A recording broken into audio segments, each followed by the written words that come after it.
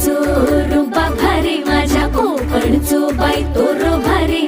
दिसते भारी गणपतीची स्वारी अन आला धादिस मामाच्या घरी मालवण चिपळूण सावंतवाडी माझ्या कोकण गावांचो दिमाग भारी दिसते भारी गणपतीची स्वारी माझ्या